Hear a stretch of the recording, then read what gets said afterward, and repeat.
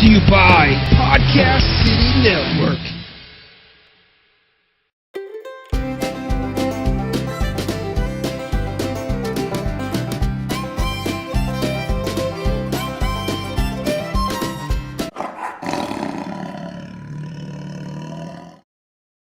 Welcome back to another episode of Bear Claw Survival with Cody and Brady. This week, we're going to talk about the shemagh, a basic survival knot that anyone can tie, and go over some native plants here in Florida that you can actually eat if you had to live out in the woods for an extended period of time, or if you just want to go out and try it, you never know. Yeah, I think one of them is supposed to taste like corn. Yes, so, there you go. Suggestion for plants to eat, check out what region you're in. Like Cody said, we are in Central Florida, so we're doing stuff that's local to us. But make sure you go behind and do your own research of where you're located, just to make sure that you're not eating something that's poisonous or that could be detrimental to your health. All right, so the first thing we're going to talk about is the shemagh. This is a relatively cheaper shemagh that I got just for a couple of dollars, just for display purposes. They come in a lot bigger sizes, different colors, and from what we've seen, most of them are made out of cotton. So the most basic thing that I've seen everybody do is they use it to cover the back of their neck, is one thing to do. There's some other wraps that I'm going to attempt real quick. I've been practicing them for a couple days, but it's definitely something that you're going to have to practice over and over and over again. And the reason why you want to have it covered the back of your neck is you want to avoid a sunburn at all times in the back of your neck. Because once your back of your neck gets sunburned, it can actually help increase your body temperature, and especially down here where we have very high temperatured summers, you want to try to keep cool as many ways as you can possible. Yes. So the first one that I'm going to do is basically one that just goes over the face, your nose, if you have a hat or glasses that you wear all the time, and you don't need a full head coverage.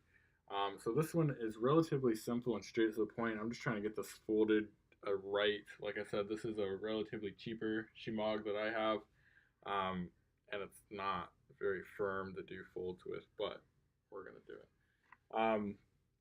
So basically you want to get your shemagh into a triangle shape and then fold it over once.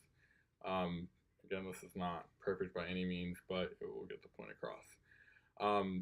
So first thing is basically go over the bridge of your nose, take it to the back, make sure that the sides are all even, and then instead of tying a knot back here, you're going to come back around and you're going to actually tie this under this flap, and it is slightly difficult. And then there we go. All right, so you're going to leave it kind of loose. The knot, for instance, is hanging down here. You don't want it close up around your neck. Just don't want to choke yourself, strangle yourself, whatever. And then you can adjust it from there. And this will pretty much cover nose, face, sand, blowing, things of that nature. Can't see. And this is pretty much just the most basic one that you can do. You can wear it and you'll adjust it to how you see fit on your face. So that's the first one. All right, so the second one pretty much has the same concept. You're going to still leave this fold, but this time you're going to take it and you're going to throw it around the back of your head. I think you can actually do this one without the fold, actually. And you're going to bring it all the way up to whatever desired length that you would like, and let it hang in the back. You're going to adjust it so one side is shorter than the other. So just to give you an idea, this side is about this much longer. And try to get it so I do it so I can just barely see the tip up here around my eyes. And then you want to take this piece here, kind of keep this side snug where my hand is, and you're going to take this and run it right across the bridge of your nose. And then you're going to take this one. You're going to take this one to this side. And once you get it here, you can adjust this to how you want it. Again, this takes practice, and like I said, I've only been doing this for a couple days.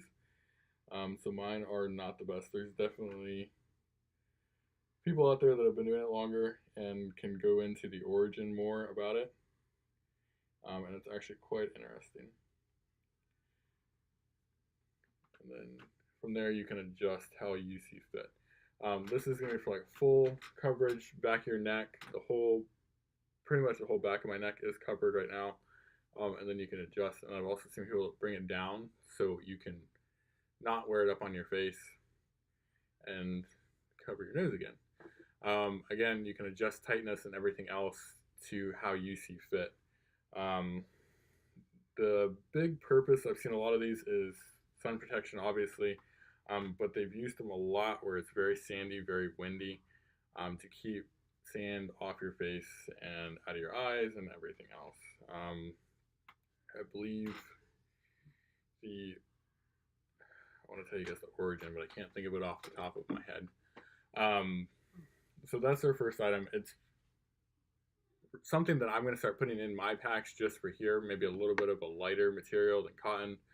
Well, also with the cotton too, in case you need some sort of element to help start a fire source, you can take parts of the little oversews here if it's cotton and use that to help start a fire too as well. Yeah, and I have seen people use bandanas, and this is relatively the same shape, just blown up.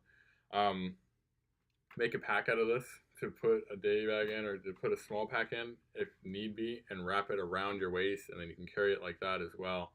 Another cool thing with this is a sling.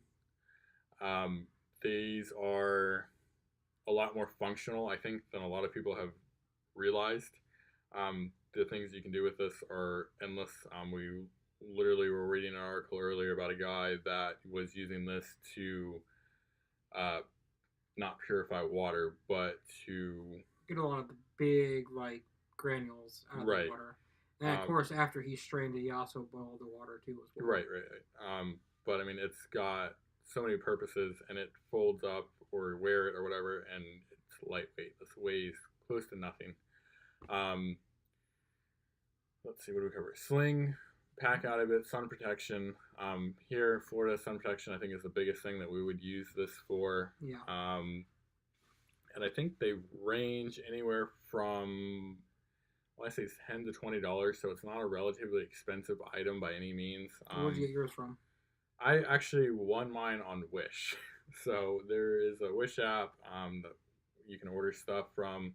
And this was actually a free gift with a purchase that I ordered. And that's what really brought these to my attention. But I believe Amazon, I know, has them. eBay has them. Mm-hmm. I'm sure if you are located near any military surplus stores, they should have them. I believe I even saw somebody say that Walmart might have them. I think so, yeah. Sure, Walmart's have them.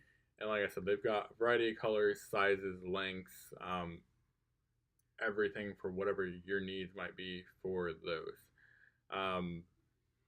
Overall, I think it's something that I'm going to get a couple of myself to put in all of my bags just to have one, and then probably have one to wear whenever we go out, just to have two as an extra, just because, like I said, they're so lightweight that they weigh almost nothing. And they're so universal that you can use them for so many things. It's almost, in my mind, this is almost an essential anywhere that it is hot year round. And that pretty much wraps that up. So what else? The other things that we found are different types of plants you can eat here in Florida. One of them, I think we're going to go over cattails, plantain plants, not the small banana. Right, not the Cattails, small banana. Clovers, and the plantain. Yeah. So we're gonna put pictures here of the plants up on the screen here for y'all to see as well too, to kind of get like a visual representation of what they look like. So the first plant we have here is the cattail, and the cattails they're found in North America. They're also found in certain parts of England too as well. So all you UK fans out there. They're usually found near the edges of fresh wetlands. Cattails were a staple in the diet of many Native American tribes. Most of a cattail is edible. You can boil or eat raw the root stock of the plant. The rootstock is usually found underground, so make sure to wash off any kind of dirt and mud that may be on it. The best part of the stem is near the bottom where the plant is mainly white. Either boil or eat them raw. You can boil the leaves like you would spinach, so that's kind of neat. The corn doll looking female part of the cattail, what they call the flower spike, can be broken off and eaten like corn on the cob. In the early summers, when the plant is first developing, it actually has a corn-like taste to it. So that's pretty neat right there. You know, growing up fishing, I've seen these quite a bit, and I've never thought that this is something I want to pick up and try to eat. The next type of plant that you can eat are clovers. So lucky you. Clovers are actually edible, and they're found just about everywhere there's an open grassy area. You can spot them by their distinctive trefoil leaves, and you can eat clovers raw, but they taste better boiled. So, like again, say boiling everything just to make sure you get all the bacteria off of everything, and especially water, food, anything you can like that. And the third and final plant that we have here that you can actually eat, and I think I've seen these around the area here sometimes. They're called plantain, not to be confused with the smaller like banana type plantain fruit. These are found in all parts of the world. The plantain plant, not to be confused with the banana-like plantain, so obviously you're not going to see a banana on there, has been used for over a millennia by humans as food and herbal remedies for all sorts of problems. You can usually find the plants in wetland-like areas, marshes, and bogs, but they're also sprout up in alpine areas as well. The oval, ribbed, short-stemmed leaves tend to hug the ground. The leaves may grow up to about 6 inches long and about 4 inches wide, so they can easily be spotted. It's best to eat these leaves when they're young. Like most plants, the leaves tend to get very bitter tasting as they mature. The plant is very high in vitamin A and calcium and provides a little bit of vitamin C as well. So, some vitamins there in that plant. So, the main thing that we're really trying to get you all to grasp here in this is that there may not be a sustainable food source around you for long periods of time. Any kind of food that you pack, you're obviously going to run out of. And you may not have a lot of animals to choose from. And it may be hard to, catch animals sometimes. So, once again, like we said in the previous week, use Mother Nature to your advantage. So here we have plants that grow right from Mother Nature that, you can eat. As far as I know, there's probably well over 100 different plants you can eat. Sounds about right. I would, in our recommendation, grab a book about different types of plants you can eat that has pictures with it.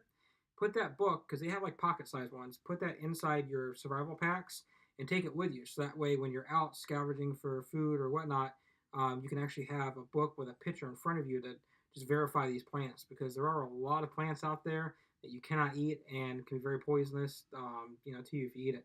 So my recommendation is to find a little pocket-sized book of plants you can eat and go off that. Look at the pictures, look at the descriptions of the plants, sometimes even have a description of the taste of the plant too. So if you start to taste that, description in the book, don't eat it. Yeah, you don't want to eat poison ivy. Yeah, don't want to do that. Just to add on to that, I would do a book that is specific to your region of where you are living.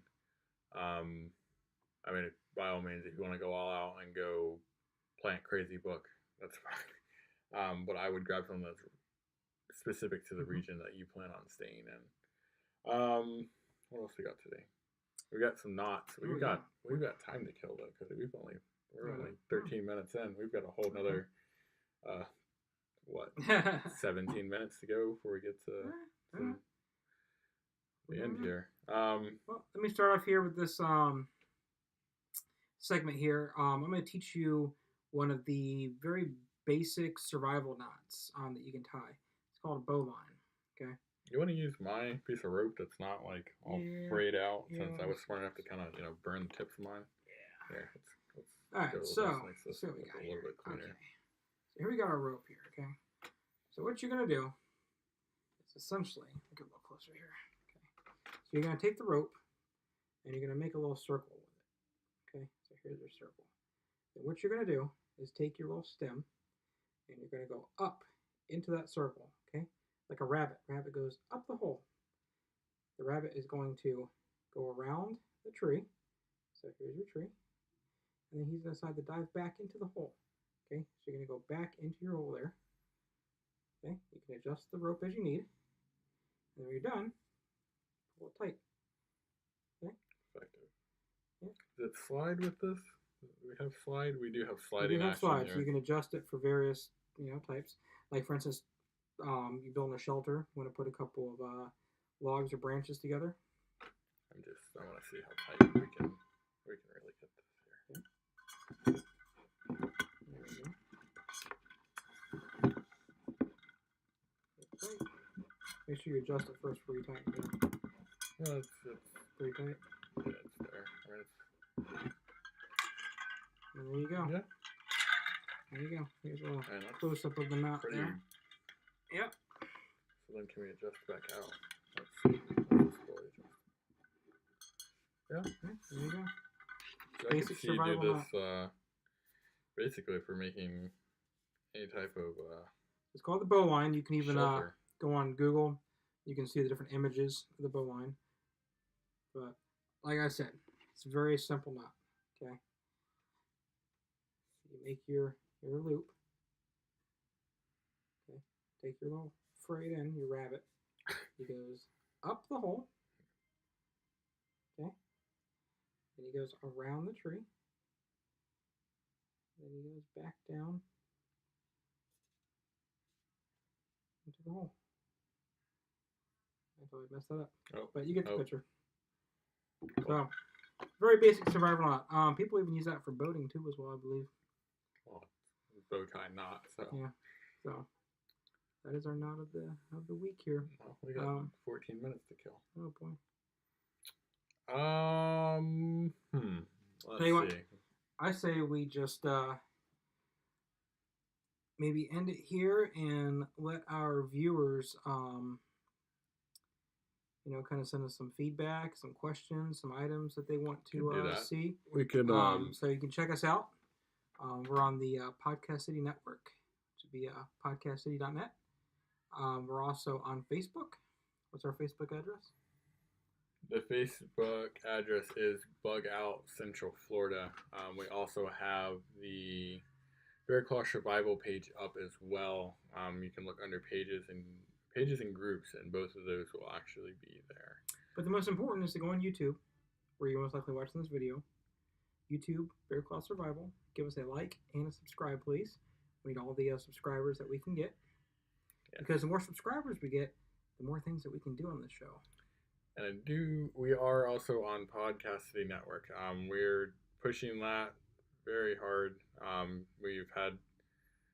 They've welcomed us with open arms, and I believe we are going to be also switching to another platform here soon, or getting another platform here set up soon. Yeah, so that'll be in our upcoming videos. We're going to announce that here. So our YouTube is going to be our backup. YouTube here, you can see Bear Claw Survival right there.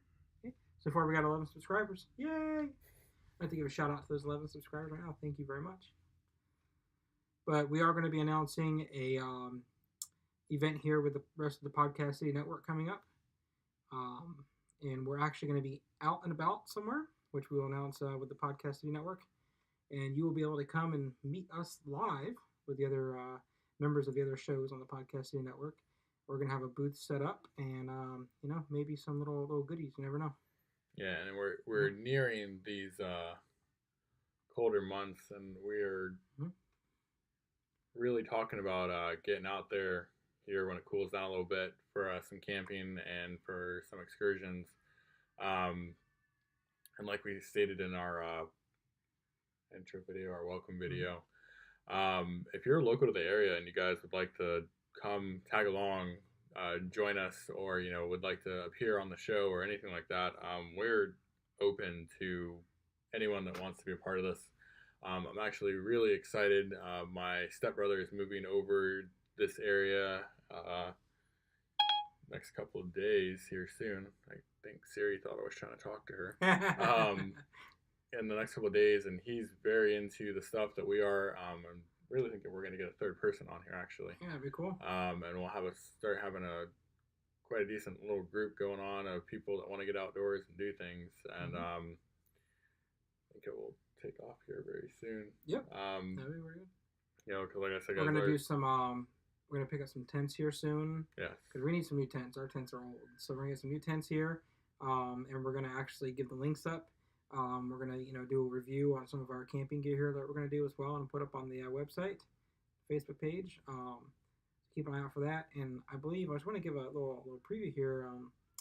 One, I should say, category that we haven't talked about yet for survival is camouflage. So I just want to say that next week, or not the next show, you may or may not see some different types of cool camouflage here too. We may demo out. So stay tuned for that.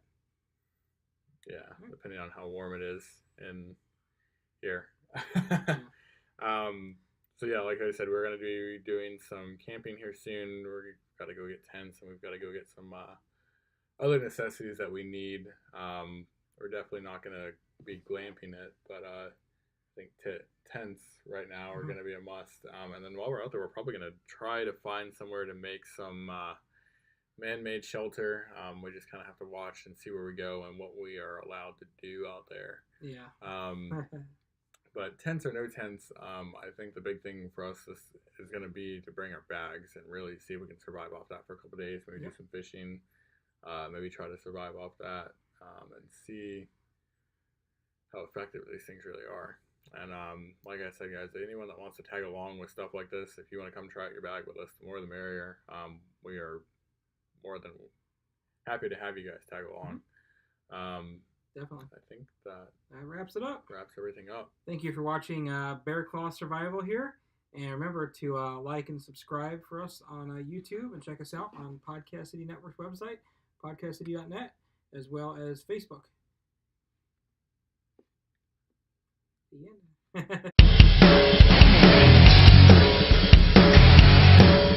Brought to you by Podcast City Network.